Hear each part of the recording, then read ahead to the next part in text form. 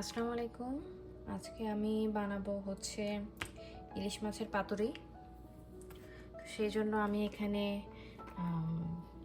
লাউ পাতা দিয়ে করব আমাদের বাগানের।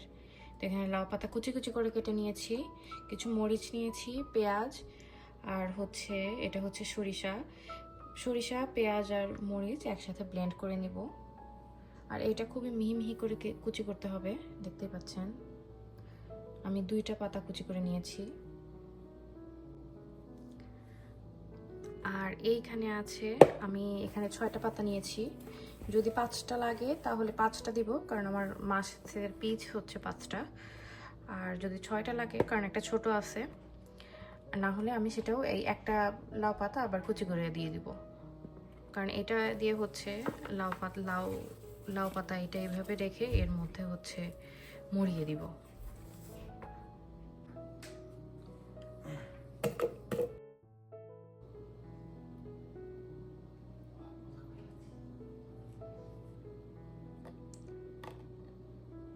মরিচগুলো ঝাল কম, এই জন্য 5টা দিয়েছি। আর এই পানিতে ভিজিয়ে রাখা সরিষা পুরোটাই দিয়ে দিব।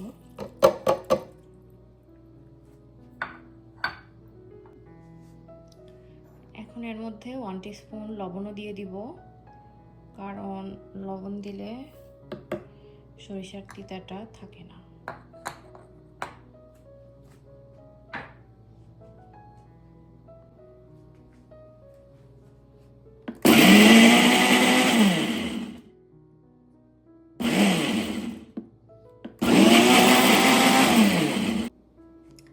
দেখতেই পাচ্ছেন একদম পিউরি হয়ে গেছে, একদম ব্লেন্ড কিন্তু হয়ে গেছে।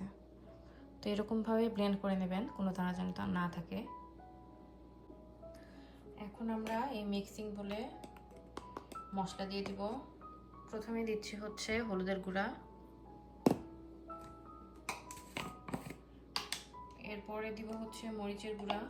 কাঁচা মরিচ দিয়েছি, তো সেই আন্দাজে দেবেন।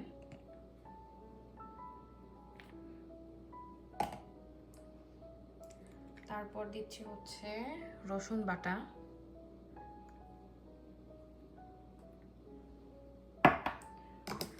এখন হচ্ছে যে ব্লেন্ডটা মিক্স করলাম সেটা, এই যে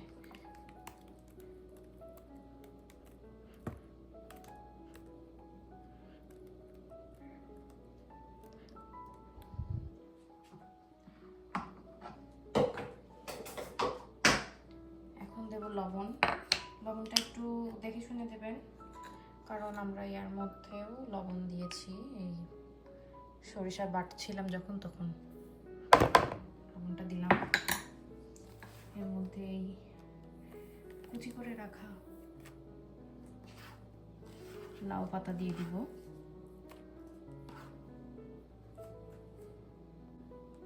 আর এর সাথে দিয়ে দিব হচ্ছে কিছু পেঁয়াজ কুচি।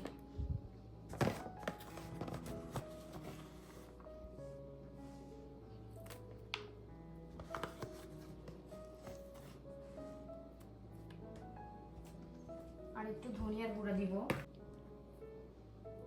খুব বেশি মশলা দিব না, সব হালকা হালকা করে। এখন আমি সব খুব ভালোভাবে মিক্স করে নিব। আর যদি পাতার পরিমাণটা কম হয় তাহলে আবার একটু দিতে পারি। পুরোটাই করব হচ্ছে সরিষার তেলও দিব আমি।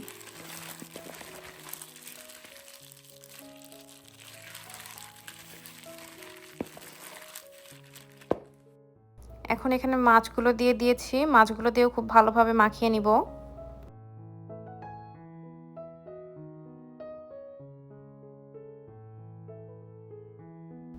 এখানে এখন একটু সরিষার তেল দিয়ে দিব।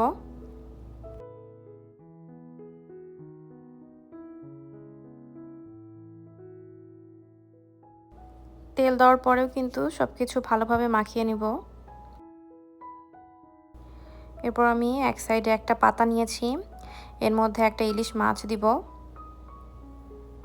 আর তার সাথে গ্রেভি যতটুকু চাই ততটুকু অনুযায়ী দিব।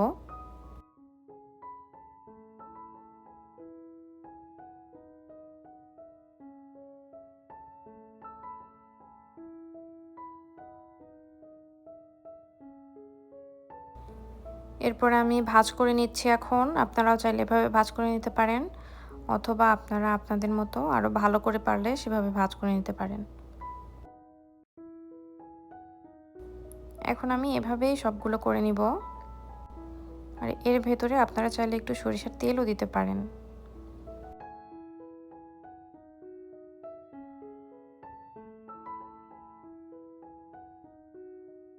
এই তো আমার সবগুলো বানিয়ে নেওয়া হয়ে গেছে। এখন আমরা একটা ফ্রাই প্যান নিয়েছি, এর মধ্যে দিয়ে দিব সরিষার তেল। আর চুলার আঁচটা কিন্তু মিডিয়াম আঁচেই থাকবে। এখন একে একে সবগুলো পাতুরি দিয়ে দিব।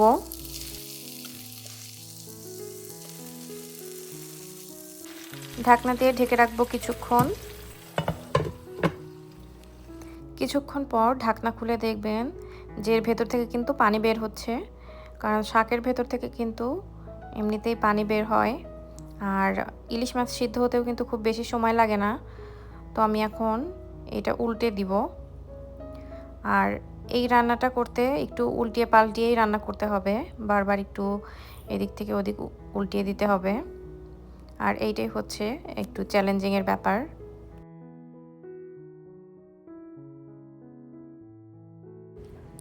এইখানে কিন্তু অনেক পানি উঠেছে, এটা দেখে ভয় পাবেন না, পানি কিন্তু আস্তে আস্তে শুকিয়ে যাবে।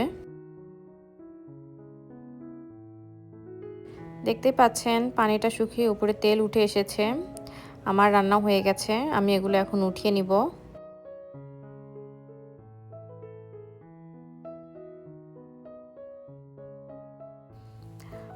সবগুলো সার্ভ করে নিয়েছি। দেখতে পাচ্ছেন দেখতে কিন্তু খুবই লোভনীয় হয়েছে, খেতেও কিন্তু খুবই মজা হয়েছিল। আপনারা অবশ্যই ট্রাই করবেন এইভাবে ইলিশ পাতুরি।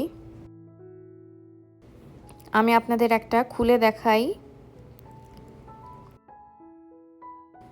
ভেতরটাও কিন্তু খুব ভালোভাবে সিদ্ধ হয়েছে। আজকের মতো এতটুকুই, আগামীতে আবার দেখা হবে অন্য কোনো ভিডিওতে। আল্লাহ হাফেজ।